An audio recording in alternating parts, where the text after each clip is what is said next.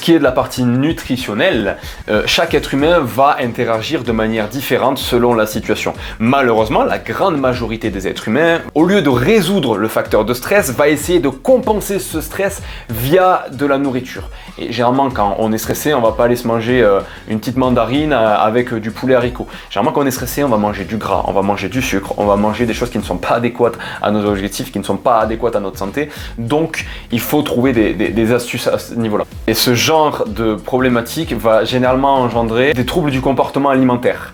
Ça peut aller dans l'extrême, donc les troubles du comportement alimentaire, c'est s'alimenter mal, mais quand ça va dans l'extrême, on rentre dans ce qu'on appelle des troubles boulimiques. Et la boulimie intervient non seulement d'une envie compulsive de manger, c'est un trouble du comportement alimentaire, mais poussé à l'extrême. Et il y a une idée derrière cela, c'est-à-dire que ce n'est pas simplement un trouble du comportement alimentaire, c'est un trouble du comportement alimentaire qui est lié à un problème qui est au niveau psychologique. C'est pas vous êtes fou, vous êtes débile, vous avez un souci mental. C'est simplement un traumatisme. Mon professeur de nutrition, qui était pharmacien, avait expliqué une chose qui était très intéressante. C'était qu'il a eu une période où il avait fait une crise boulimique. Il nous a expliqué qu'il se mettait à table avec ses grands-parents et il mangeait correctement, tout était parfait, tout était bien. Le jour où ses grands-parents sont décédés, ils se rasseyaient à cette même table et ils mangeaient en quantité astronomique.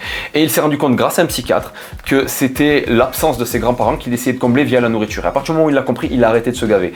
Parce que c'était pas quelque chose qu'il mangeait par plaisir, s'il se gavait, il mangeait pour compenser l'absence de ses grands-parents.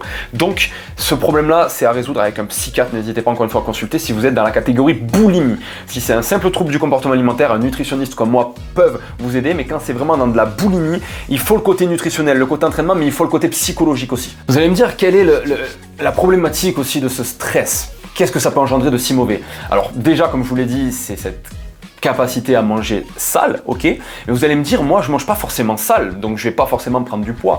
Alors il y a une étude qui révèle tout simplement que lorsqu'on stresse, on va faire un pic de cortisol. C'est l'hormone qui permet de normalement lutter contre le stress. Tout simplement par rapport à cette sécrétion de cortisol qui va augmenter le stockage des graisses, notamment sur les zones ciblées dans lesquelles on a des récepteurs alpha-2, les zones comme le pourtour de la sangle abdominale chez l'homme et le cul et les hanches chez les femmes.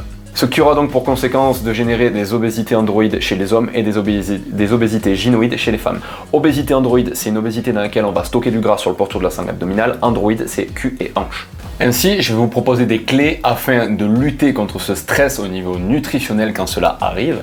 Donc, première clé, ça serait éventuellement un carré de chocolat noir. Pourquoi le chocolat noir? Car le chocolat noir contient des flavonoïdes et les flavonoïdes ont un effet relaxant sur l'organisme. Et il contient également des phényléthylamines qui sont des précurseurs en fait de votre sérotonine. La sérotonine, c'est une hormone relaxante.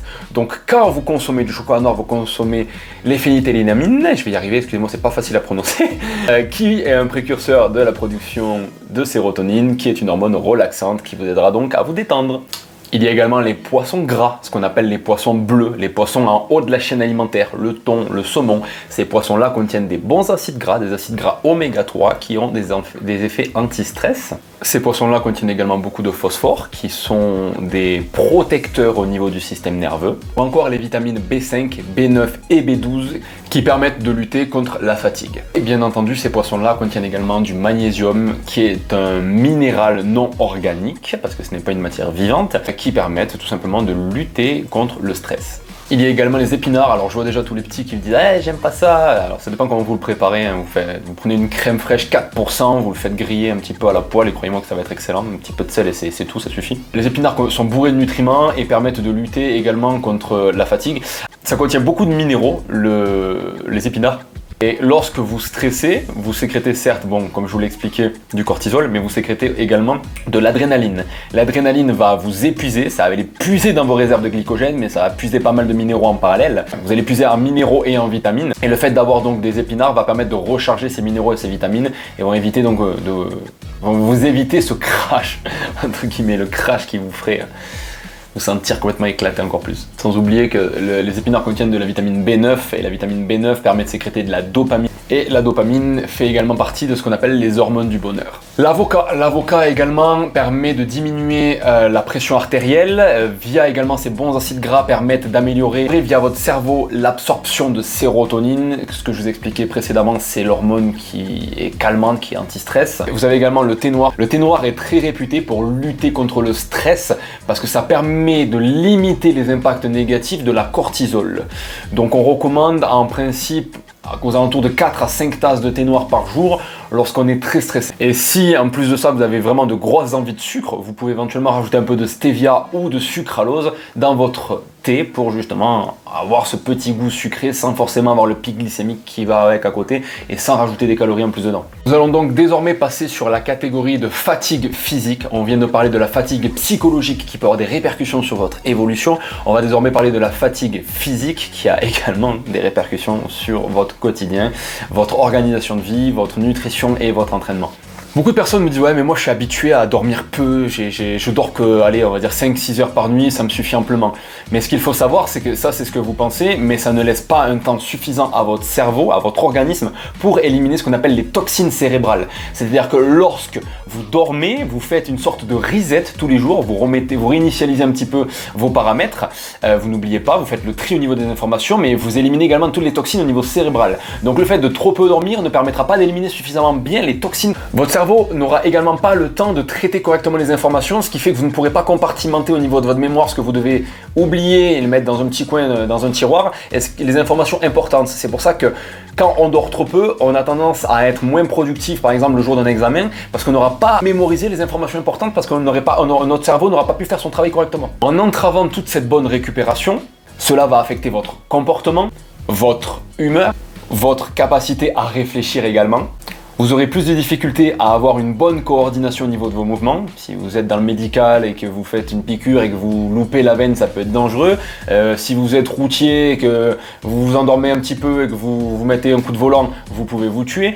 Ça peut avoir des conséquences dramatiques. Et cumulé à ce manque de coordination, va s'ajouter le manque de vigilance. Donc déjà, vous avez du mal à être maître de vos mouvements, mais en plus de ça, vous êtes moins vigilant, ce qui fait que vous n'apprivoisez pas de la même manière le danger qui vous entoure. Donc c'est double risque. Ça va également perturber vos émotions, c'est-à-dire que si vous êtes fatigué, vous allez être à fleur de peau, vous allez vous irriter plus facilement, vous allez vous énerver plus facilement, vous allez être irascible plus facilement, et cela va bien entendu avoir une répercussion aussi sur votre récupération musculaire. Quand vous dormez trop peu, vous n'éliminez pas les toxines au niveau de votre cerveau, mais vous ne reconstruisez pas également correctement vos tissus comme cela est nécessaire. Quand vous vous entraînez, vous avez 24 heures de reconstruction au niveau du tissu musculaire et on va dire 72 heures au niveau nerveux, enfin nerveux au niveau articulaire. Donc le fait de ne pas dormir suffisamment aura des répercussions cataclysmiques. Donc peut-être sur une semaine c'est pas grave, mais si vous passez votre vie à dormir 4 heures par jour, au bout d'un moment, votre vie elle va pas durer jusqu'à 80 ans mais jusqu'à 50.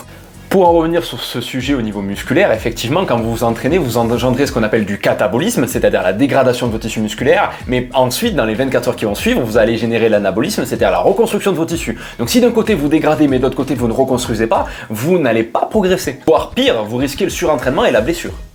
Vous allez me dire, mais comment on fait Guillaume? Je comprends pas parce que moi je me lève très tôt le matin, j'ai pas le choix, je vais pas arrêter de travailler, je vais pas changer de travail. Je fais comment? Parce que je suis obligé de me lever tôt, je suis obligé de me coucher tard, je n'ai pas d'autre solution, j'ai des enfants, j'ai ceci, j'ai cela, j'ai une vie de famille. Voilà, vous allez me dire tout ça, bien entendu. Mais la plupart des êtres humains pratiquent ce qu'on appelle le sommeil monophasique, c'est-à-dire le fait de dormir en une seule fois.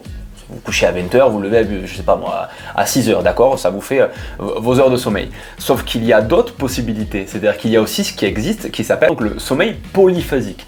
Le sommeil polyphasique consiste à dormir en plusieurs fois. Au lieu de dormir 8 heures d'affilée, vous allez peut-être faire 4 heures, 2 heures, 2 heures.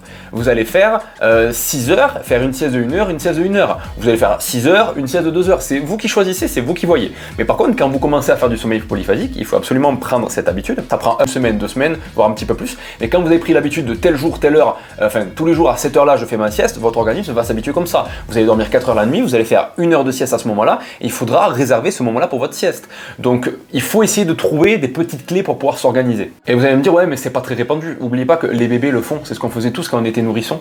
Quand on était nourrisson, on faisait tous du sommeil polyphasique. Les bébés ne dorment pas 8 heures d'affilée, c'est pour ça qu'on dit ah il n'a pas encore fait sa nuit. Parce qu'ils sont dans des cadres, dans des situations de sommeil polyphasique. Un bébé va dormir 2 heures, 3 heures, 1 heure. Et c'est ça d'ailleurs qui va complètement vous déboussoler parce que vous n'y êtes pas habitué, vous vous êtes habitué au sommeil monophasique.